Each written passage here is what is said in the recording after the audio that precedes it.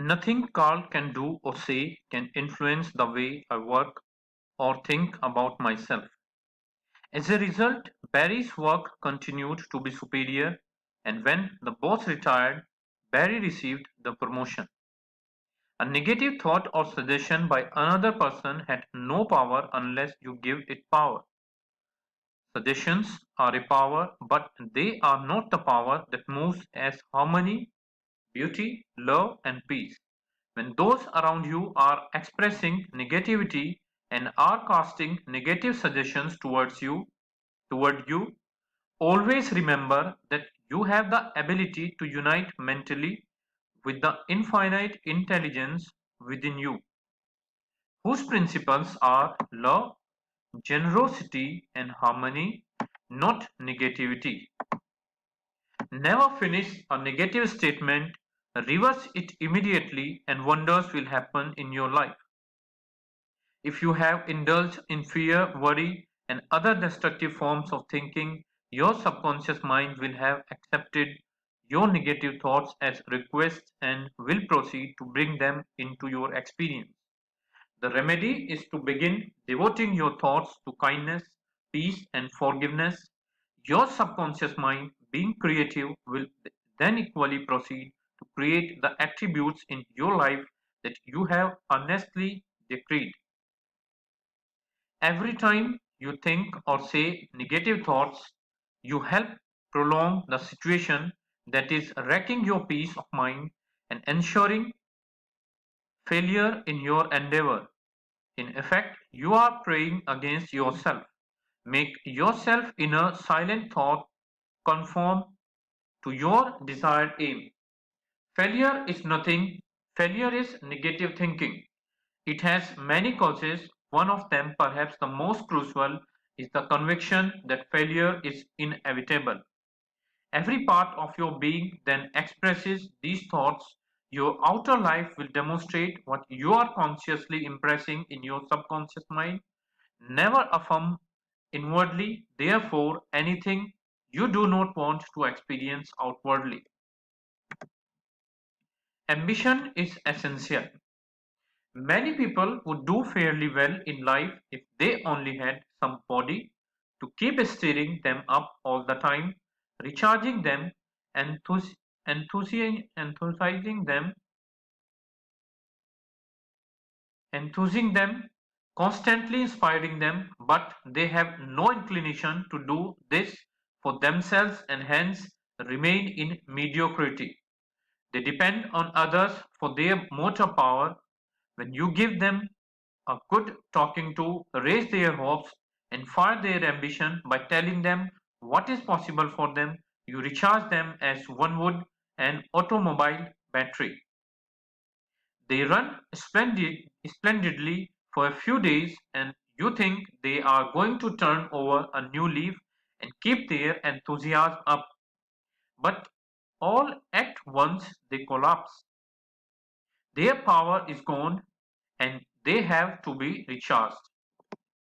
They seem absolutely incapable of self-locomotion.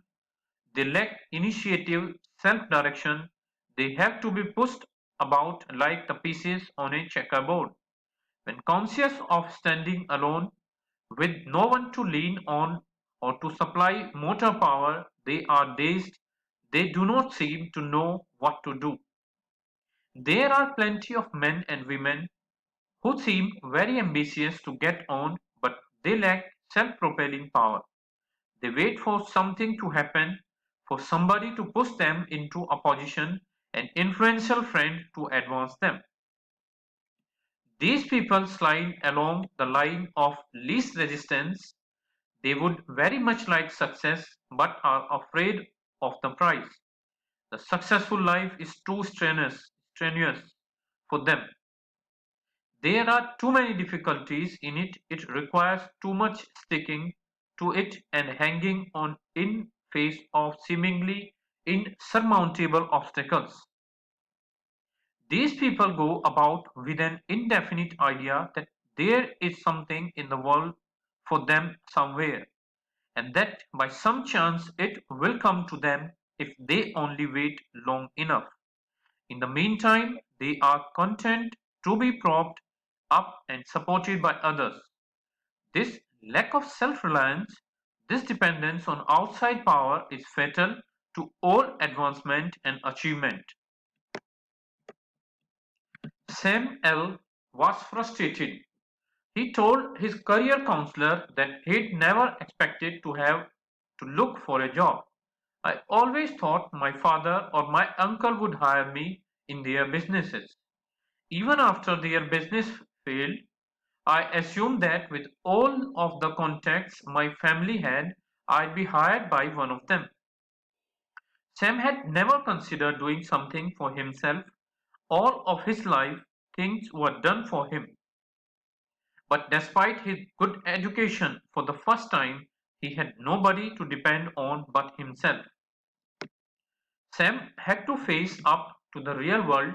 By working closely with his counselor over several weeks, he was able to evaluate his strengths and weaknesses, the areas in which he was happy and those he disliked, the job opportunities in a variety of areas, any additional training he needed to obtain the kind of job he would like, and most of all to train his mind to accept that he must be self-reliant, that he could not rely on anyone but himself if he was to become a truly well integrated human being. You don't, as a rule, rise by accident from the slums and obscurity to wealth, honor, and fame by saving someone from drowning at the seashore or by meeting a millionaire who likes you. Remember a simple truth. You will always demonstrate your character, your state of mind. Character is destiny. Character is the way you think, feel, and believe, the spiritual values you have enthroned in your mind, the integrity and honesty that you have established there. These qualities pay dividends. Techniques for overcoming negative thinking. The ideal way to rid yourself of unwanted emotions is to practice the law of substitution. Substitute a positive, constructive thought for the negative thought. When negative thoughts enter your mind, do not fight them. Instead, just say to yourself, my faith is in all things good. You will find the negative thoughts disappear just as light dispels the darkness. At times, you will find your mind falling back into its old habits of fretting, fussing, worrying, and recounting the verdicts of others. When these thoughts come to your mind, issue the order stop. My thoughts are the way I feed my subconscious. Whether it be a job related or a personal matter, do this 100 times a day or 1,000 times if necessary. Many people, when faced with a catastrophe, lose hope and become negative about everything. But with others, a catastrophe leads to strength and heroic motivation even under the most dreaded of conditions. Susan and Sherman Goldstein, Martha's Vineyard, Massachusetts, in was destroyed by fire in December of 2001. They were so challenged that they didn't have time to make dinner for a month and had to be fed by friends and given living space by another business owner. They did not let this disaster dominate their lives. They chose to reopen the inn's restaurant first to maintain a presence in the town, and during restorations, they wrapped their destroyed inn with a giant banner reading, when life gives you lemons, make lemonade. The Goldstein used the fire as an opportunity to transform a very modest inn, whose rooms were old and small, into a top-shelf facility renamed Mansion House, catering to a larger clientele. Susan Goldstein says the fire that destroyed so much actually helped them to reach a new level. The positive thinking enabled them to rebuild and start afresh. Visualization. Visualize just how you will deal with the challenges you face each day. If you are going to make a sales presentation or prepare a report for a management meeting or engage in any productive activity, plan out in your mind just what you will say, how you will say it, what steps you will take to achieve it. Rehearse it over and over again in your mind. It will enter deep into your subconscious. It will permeate every cell of your brain. You will become committed to success, and when you actually are selling to that customer, standing before that management group, or engaging in the activity, your subconscious will take over and you will achieve the desired results. Thank goodness it's Monday. The expression TGIF, thanks goodness it's Friday, is now accepted as the typical attitude of most American workers. We look forward to our weekend and its respite from our jobs and careers.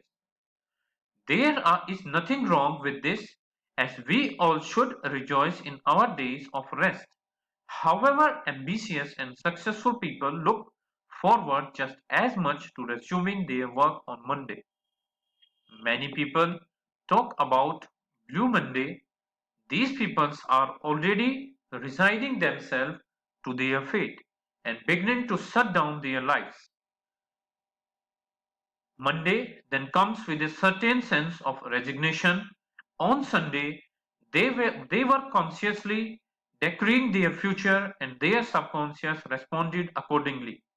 In all probability, they didn't even know that they had planned ahead and had thus created their fate. If you replace this resignation with positive thoughts about the work you are doing and anticipation of its challenges and opportunities, you will eradicate those Monday morning blues.